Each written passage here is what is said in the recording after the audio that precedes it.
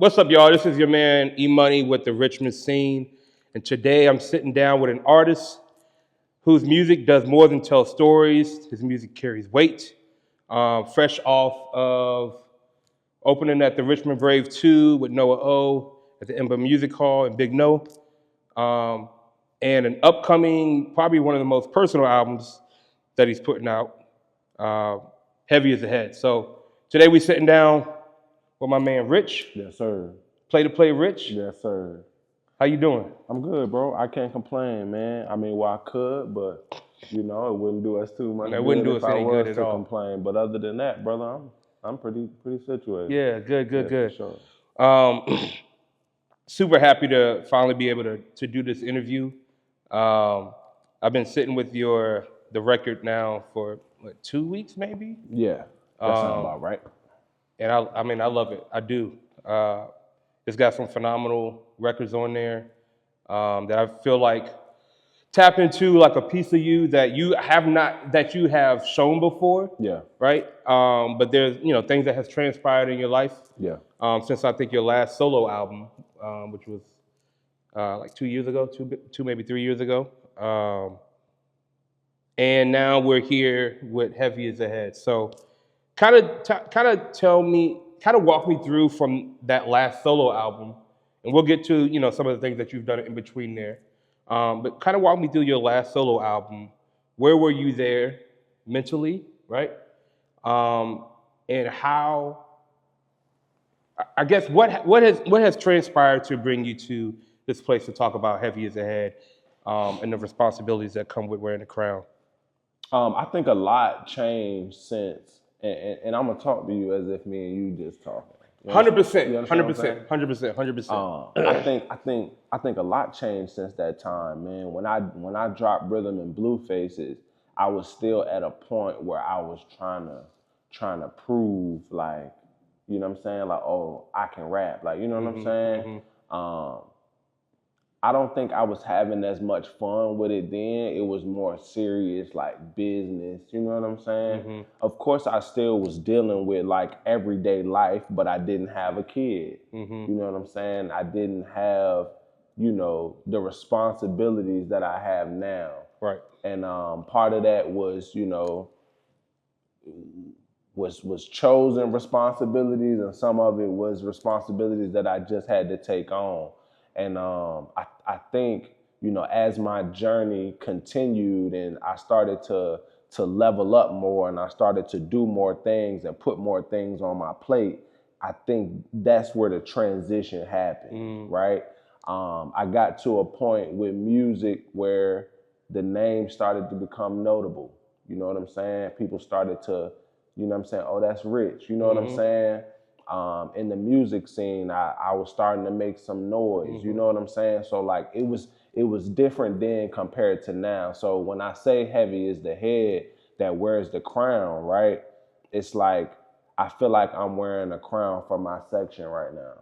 You understand what I'm saying? And I named the project Heavy is the Head because it's a lot that come with that. You know what I'm saying? It's a lot that come with wearing that crown, man, and people looking at you as the inspiration, and they looking at you for guidance and leadership. You understand what I'm saying? I could show you my DM right now with multitude of people saying like, yo, Rixh, I see what you got going on, bro. You really inspiring me. You know what I'm saying? And to see different people from my section that I talk to, when I see them in passing, and they telling me like, yo, bro, you got it, bro. Like, you know what I'm saying? Yeah. Just keep on going. Yeah. That's dope. So, so we were during the intro, we kind of talked about, I kind of mentioned some of the things that you have been doing last year, right? So, Richmond Brave 2, I feel like that was the last thing that kind of opened up for kind of a big thing for last year. Yeah. Ended the year on a high note, right? Ended the year on a high note, for sure. How was that experience for you to be performing at Ember Music Hall? It was a great experience. I think now, after completing 2025, I think I did 2 out of the 3 biggest like venues that you could do here now. You know what I'm saying? Ember Music Hall, What's the one on I know what you talk about. I saw you. Broadberry? Yeah, I yeah, did yeah, yeah. Ember Music Hall, Broadberry. I performed at the Culture is Couture event. It was at the Yeah. what was that? Whew. the What was that? the convention The center. convention The center. convention center. So Richmond like, Greater Convention Center. you know, Yeah. So I feel like you alluded to this earlier, but like it's this slow leveling up. yeah, And I feel like this album, like you said, kind of tells that story. for sure. You know, you've always had the crown, right? You've known it, but I feel like now more people are having to come to terms with it. Yeah, I think that's a better way to put it. Right? It's gonna be some bullshit that come along with it. It's just it's been that way since before Christ. You feel me? When Jesus got here, he had to deal with the same exact shit. Right, You feel what I'm right. saying? And I always reference that when I think about myself. I always reference that story because it's the norm of what happens with a person when they start to become something, right? And you know, I would say that I'm okay with it, but I would be lying to tell you that I'm okay with it because if I wasn't doing shit, then it wouldn't be happening. You understand what I'm saying? So I'm kind of taking it with a grain of salt. You know, I'm kind of taking it with a grain of salt. Yeah. That's dope. So let me look on here real quick. Yeah. So let's get to the album. I'm not sure how they're listed. Like, what's the first track? Yeah. But I feel like Top Pick might have been the first track. That you listen to? Yeah. Okay. Yeah. Top Pick. Yeah. How did Rixh become the top pick? Is it Top Pick or is it Topic? It's Top Pick, right? But in parentheses, I'm gonna label it Topic. Okay. You feel what I'm saying? But how did Rixh become the topic? I think Rixh became the topic just from consistent hard work, popping my shit like on a whole nother level of popping it. Yeah. Right? Actually saying it, but proving it at the same time. You know what I'm saying? Yeah. So I feel like that's how I become a topic. Do you get heat from saying that? Oh, hell yeah. Hell yeah. But that's the name of the game though, Eric. Yeah. You understand what I'm saying? The more you can get people to talk, the more exposure that you get. You enjoy it. I'm not gonna say that I enjoy it. I'm not gonna say I enjoy it, Eric. What I am gonna say is that when people do talk, it helps the brand. It helps the business. It helps. You feel what I'm saying? Yeah, I hear you. And so I'm doing those things because I know, just like I talked to you about this interview, I have to do those things to create emotion from people to give them something to talk about. Yeah. Because if I don't do that, then one, it's not entertaining. Two, now people are not talking about it. There's gonna be a clip from this interview that's probably gonna circulate pretty well within the city just based on the conversation that we had. Yeah. You know what I'm saying? You said earlier about that you had a son recently. Yeah. I know him as what do we say? G-Nap. Hell, you call him G-Nap. G-Nap. Yeah. But you mentioned him in the record a couple times. Like, how has being a father changed your? It might not have changed, but how has it changed you, and how has it influenced your music? It's changed me a lot, man. I haven't really, taken the time to decompress everything about me that has changed, right?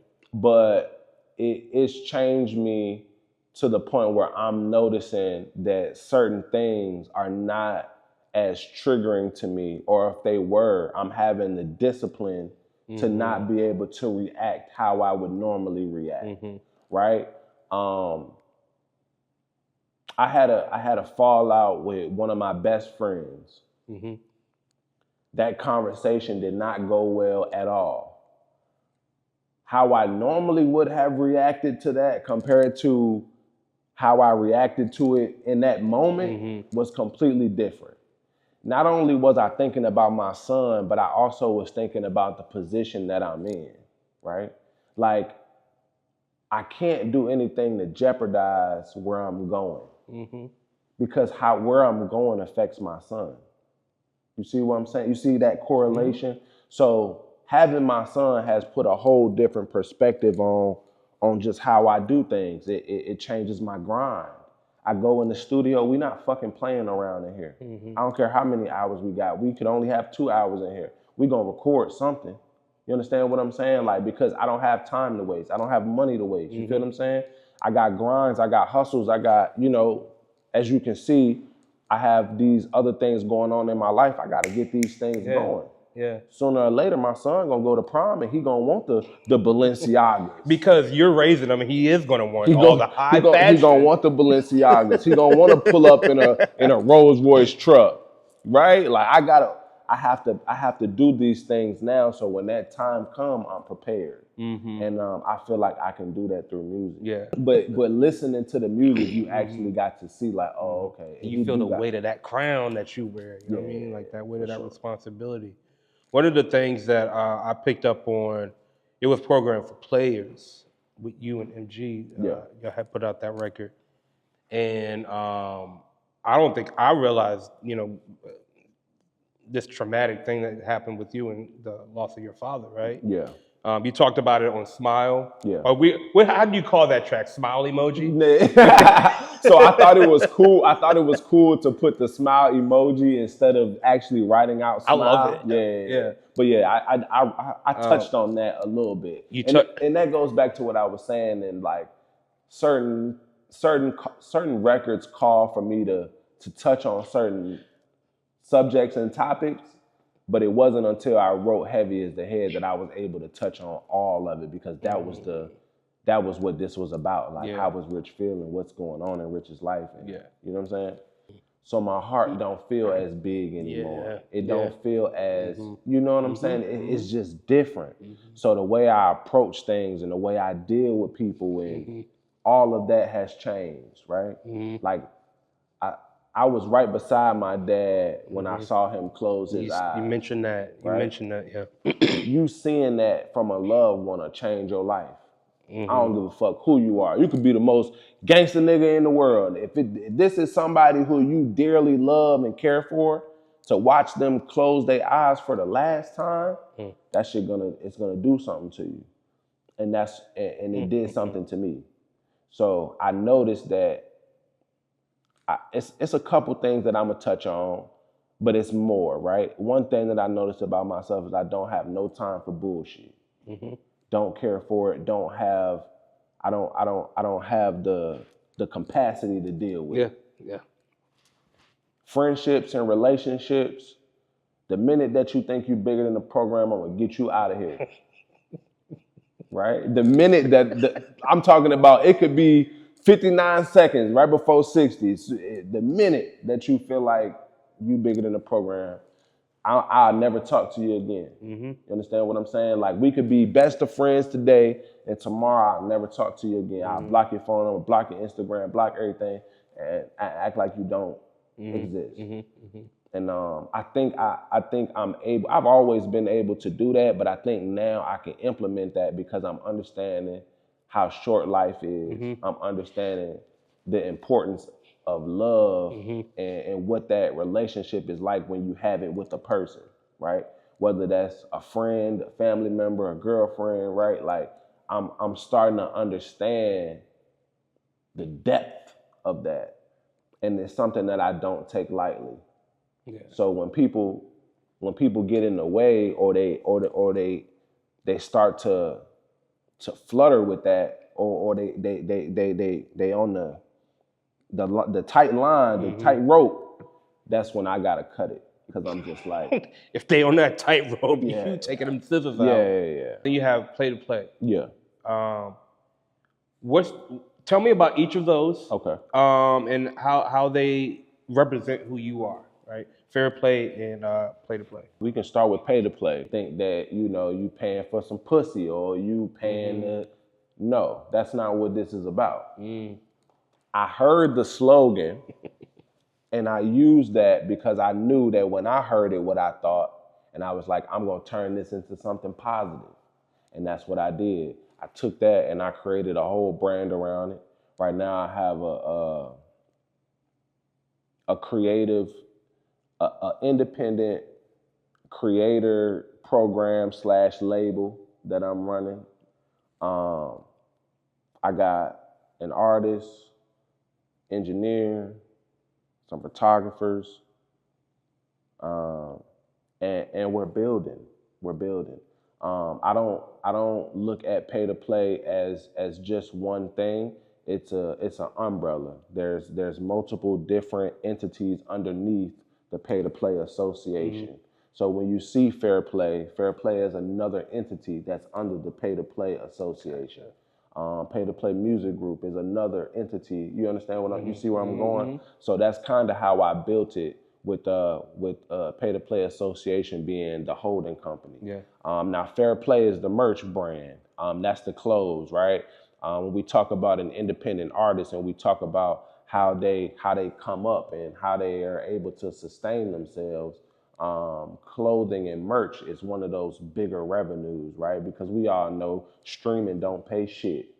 Mm-hmm. Streaming don't pay you not at all cents on the dollar. Mm-hmm. So in order for this career to be sustainable, you got to have something of this sort. Now, I went a little further than what known people would do when it comes to my brand because that's just me, right? Like I need everything to be top tier. Hell yeah. I need everything to be top tier, from the music to the production to the clothes that we wear, the outfits we put on. Gotta look rich. It gotta look it gotta have that it's gotta have that rich feel to it. You know what I'm saying? And when I say rich, I'm talking about rich, not so we building, man. We working.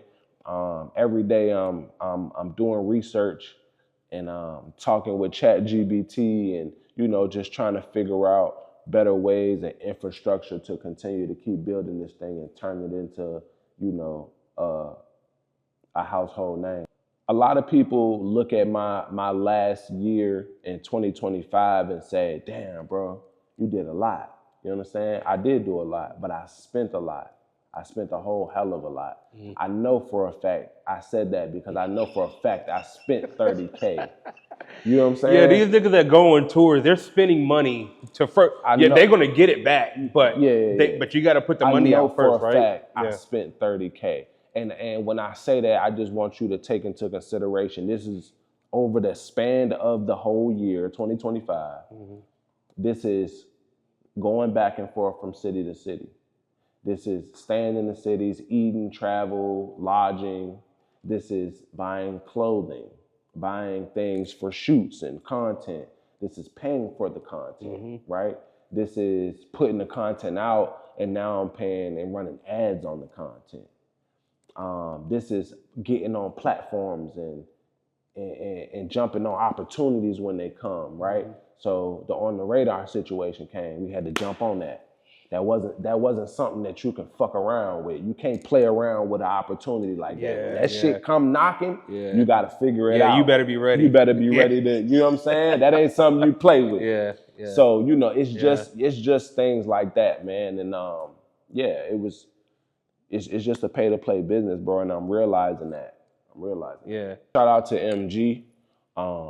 He's a hell of an artist, right? The relationship came about through our fraternity, Kappa Alpha Psi Fraternity Incorporated. Shout out to the good noobs. But that's where we initially met. And I always tell people this story this way because it's crazy how it happened. So when I was coming into the fraternity, MG was helping bring me in. I was doing music. I don't know what sparked MG's interest, but one day he was like, yo, I see you've been going to the studio, bro. I've been liking what you're doing. Can I come? And he just started coming to the sessions. Mm-hmm. And as we, progressing in the sessions, he and there listening to music and, giving feedback or whatever. And one day he was just like, I think I want to rap. I'm like, you think you want to rap? And knowing MG, that's like, what are you talking about? Yeah, like that's, if you know him, like, you sure that's what you mean to say right now? but you don't tell me something Right, like something that like that, and not expect and it. not expect me to capitalize on that. Yeah. So I said, okay, bro, you want to rap? Cool, let's make a record. Yeah. And the first record that we made was about business. I'm about business. Yeah. That record we made about business. Yep. And when I Yep. heard his verse on about business, that's when the CEO clicked in my brain. That's when that clicked in my brain. I'm like, oh shit, he has something here, right? And when I realized that, of course, I didn't tell him at the time. I just kind of told him like, yeah, bro, I'm fucking with cool. it. Yeah, like you feel me? Let's keep building and working. And as we just record and we just go into the studio and record, and we're building that synergy.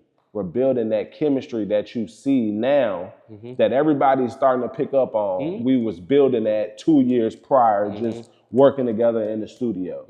And we came out with Program for Players. And I think Program for Players was the project that kind of, there was light there, but it was a little dim until Program for Players. And then once Program for Players came, I think that light brightened up a lot more. Yeah. You know what I'm saying? But I was proud of Program for Players for two reasons. One, because first and foremost, because it was great fucking music. I still think personally that Program for Players was the independent project of 2025, but you know, that's debatable, but whatever. But the other part of it too was that I was proud of myself and what I was able to curate.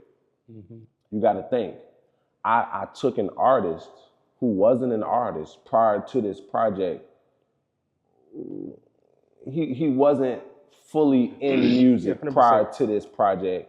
He wasn't groomed in music at all.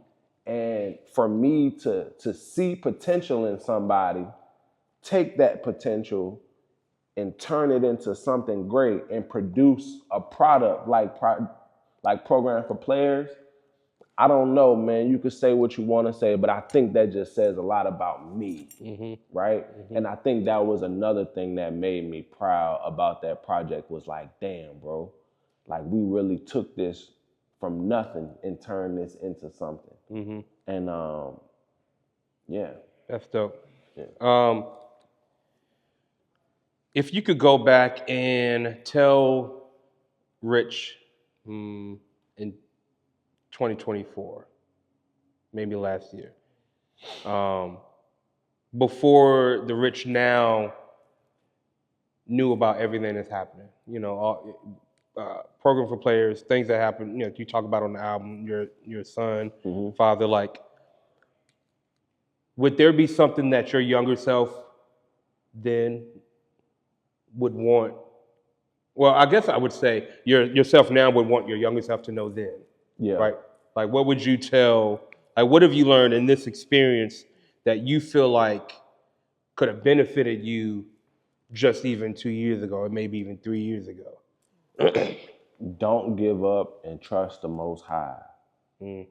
Those would be my exact words. If I could look at myself in 2024 right now, I would look at myself and say, bro, don't give up and trust the Most High. Do you feel like there was a moment you did give up? Because looking from, hey, I'm on the outside looking in, and it don't look like there was. Cam will tell you. We done had a few conversations. I'm like, man, fuck this rap shit. I don't want to do this shit no more. Shit ain't working. But of course the conversations, and I'll be transparent with you, the conversations were a lot more intimate and they were a lot more like emotional. Because you got to think, bro. 2024, I had been doing it serious for like 4 years at that time. And I'm thinking to myself, like, bro, I'm invested. Like, I've been putting time in. I've been going to the studio. I've been paying my money. I've been praying to God about this shit. Like, why is it not happening? And I think I just had to realize that, bro, it ain't gonna happen for me like that. You know, sometimes you hear stories about rappers and they just make a song and boom, or they have a good year and boom. I had to come to the realization that that ain't my story. That ain't what's gonna happen for me. But that don't mean that it ain't gonna happen though. Sure. You understand what I'm saying? It's just gonna take me a little bit longer because I'm not selling my soul and I'm not doing weird shit that these other niggas be doing to get to a higher point, right? Like a lot of niggas is making microwave music. A lot of niggas is taking the elevator and I'm taking the steps with my own 10 toes and what, like, bro, I've been thinking about this shit all day long. I really built this shit from nothing, right? You gotta really you gotta go back to the early days. 2020, broke rich, that I ain't have a pot to piss in music, right? Like I ain't have no connections. I didn't have no decent features. I didn't have any sense of what it takes to be where I'm at right now. And over this 6-year span, if I would have given up, I would never be in this moment right now. I would never be able to wear this crown right now because I would have gave up. That's some heavy shit though. And I know exactly what you mean. Like, man, I think I'm just gonna tap out. Yeah. I'm just gonna bow out gracefully. Like, you know, I'm just gonna bow out great. Cause I swear, Cam will tell you, bro, we done had a few of those real conversations. Like, and I'm like, man, bro, this shit ain't working, bro. But I'm thankful. I'm thankful for those people, bro. I'm thankful for niggas like Cam. I'm thankful for niggas like Sway. I'm thankful for niggas like my boy Flex, like Turk, and you know, I'm thankful for those niggas to be in my ear to tell me, like, bro, don't quit. Like, don't stop doing it. Like, bro, we gonna figure this out. And I want to give a lot of praise to Cam because he's the one that continuously tells me, like, bro, we gonna figure it out. You know what I'm saying? And I think, you know, having those conversations with them kind of keep me grounded to say, like, okay, I think I got some more fight in me. But I'm glad that we did though, bro, because now the brand is recognizable. The name is recognizable. I can only imagine what our conversation is gonna be like at the end of this year. Yeah. You know? Yeah. I'll have a deal by the end of this year. Say again? I'll have a deal by the end of this year. I'm loving this conversation, and I believe that. I'll have a deal by the end of this year. Is that the goal? The goal? When I'm sorry to cut you off, like goal is because with you having your own label, right? Yeah. Where's the goal for Rixh? Where's the goal for Pay2Play Music Group? Yeah. Like, you know what I'm saying? I'll tell you exactly what it is. The goal is for me to get to a point within my career solely to where I can create leverage for myself and my company.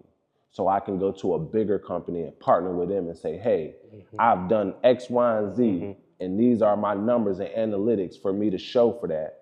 Let's do some business together. And us doing that business together, they give me the machine to push what I have going on at Pay2Play Music Group, with Pay2Play Rixh, with MG, with whatever other artists that I bring on this year, right? Like that's the goal. I want to create a funnel from Richmond to mainstream hip hop rap. That's the main goal. Create a funnel, huh? Yeah, I want to create a funnel. Like I want to be the one that they say Rixh was able to do this. When there are big opportunities for rappers and singers in Richmond, I want them to say that's because of Rixh. Could you imagine the weight that holds? You understand what I'm saying? Like that's the overarching goal, right? To be able to do that, and I can do it. I can do it.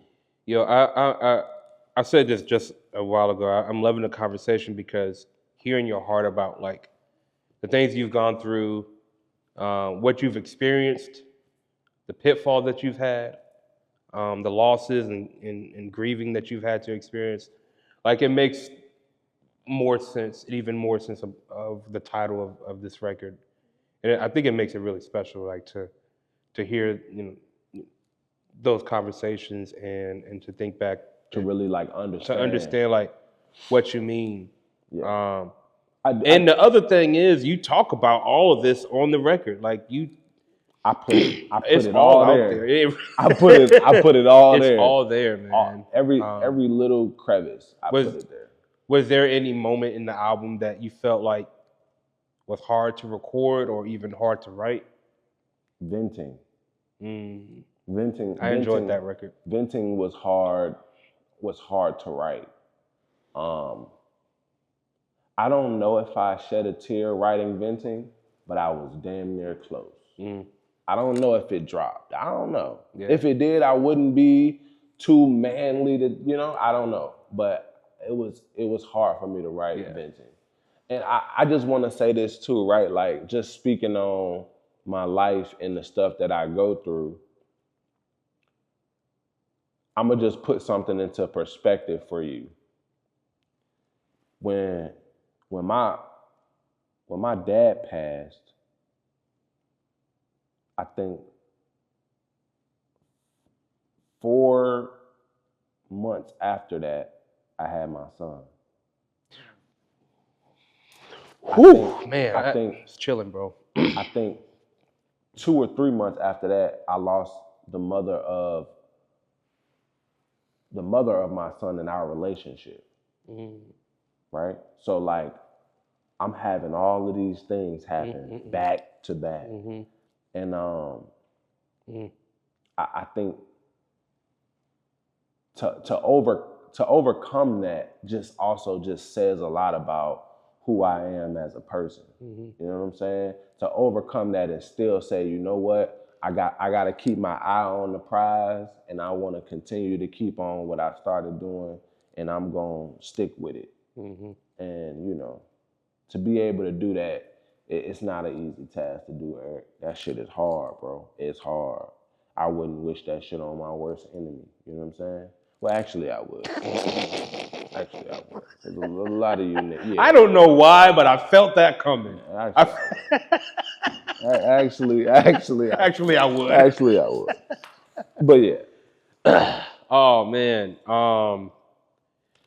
What do you want people to get out of this record, man? What do you hope they take from it? What I want people to take from this album, man, is that times get tough and times get rough, but you still gotta wear that crown.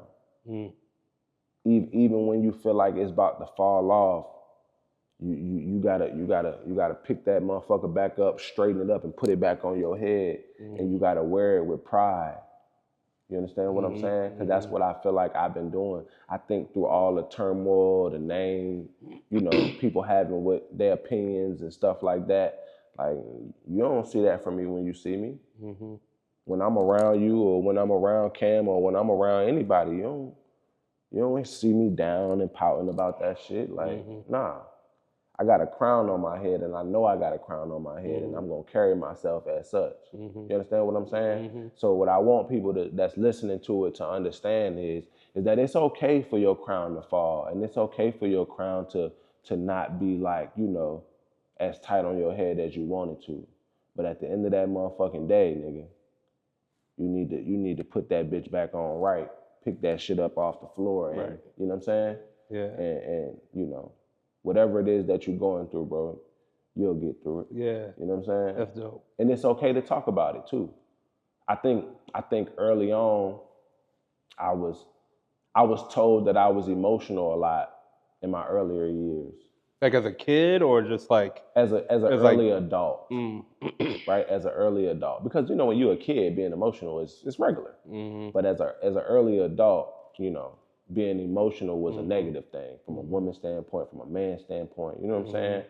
But I'm starting to realize, like, as a man, that it's okay for me to be emotional. It's okay for me to, but I have to project it in a manly way. That's the difference. I can be emotional. I just got to project it in a manly way. And that may not be right. It might not be, quote unquote right. But for me, that's just how I see it. Yeah. Because I still slap the shit out somebody. Yeah. Right? Like, I still don't have no issue with doing that. Yeah. But, being emotional. Just in case the devil want to dance, we can have some fun. Right? Hey.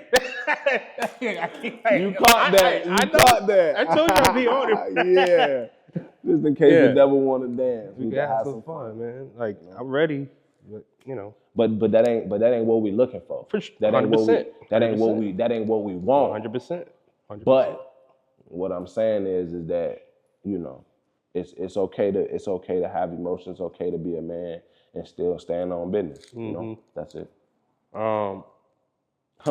You funny. He said, "This is the case the devil want to dance." Yeah, you know what's going on. Hey man, I was waiting for a moment I could pull out a lyric. Yeah, my brain's over here like, man, what was that? What can I say? Yeah. Like I'm excited about this album. I'm excited about this interview because I feel like this will be able to give listeners a deeper understanding. Yeah, for sure. To what they're going to hear on the album. Fact. I think it's a great album.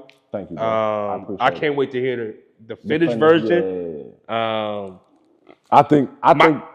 No, go ahead. I think personally, for a solo project of mine, from the last one, like you said, being in 2000 and what was that, 23? Yeah. That'll be 3 years ago.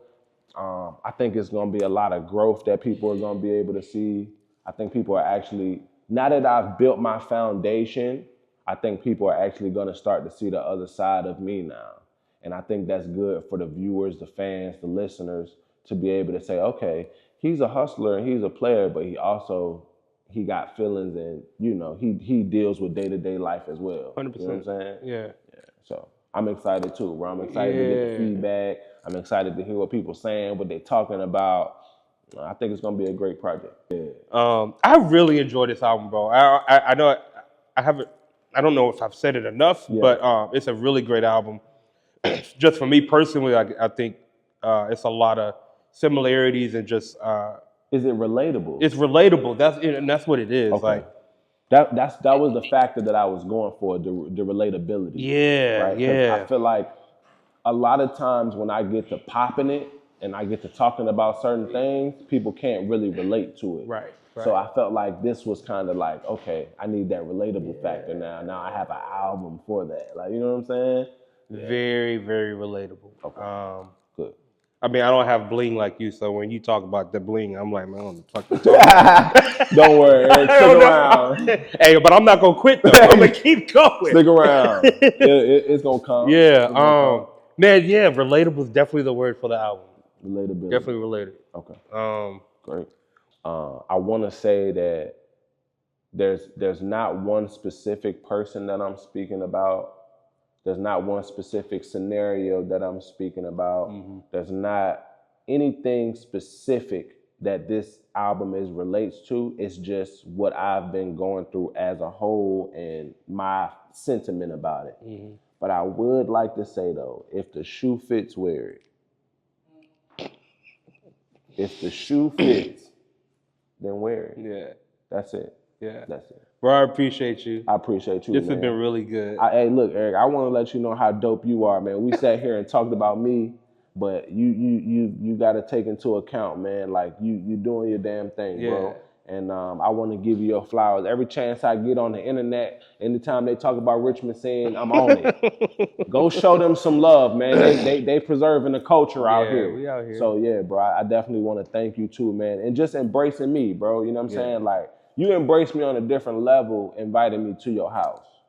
That kind of like, you know, kind of told me a little bit more about where we was at when it came to our relationship. And I took. I remember I told you, I was like, I don't be yeah, fake. for sure. And then I'm a pretty private guy. Like, I don't even like to be on social for real. Like, I don't even. For sure. No, I appreciate it. So like, to have you over there was super dope. I appreciate it, bro. Hey, bro, but your girl was whooping your ass in that man collar game, bro. Right, I'm sorry, but we're going a bit far now. We're going a bit far. We won't put that on record. Jesus Christ. But yeah, man. Oh man, but yo, dude, thank you again. It's a great interview. Look forward to seeing what Richmond Seen gonna do this year, man. Yeah. We got to pay to play. Always. Appreciate you, G. Appreciate it.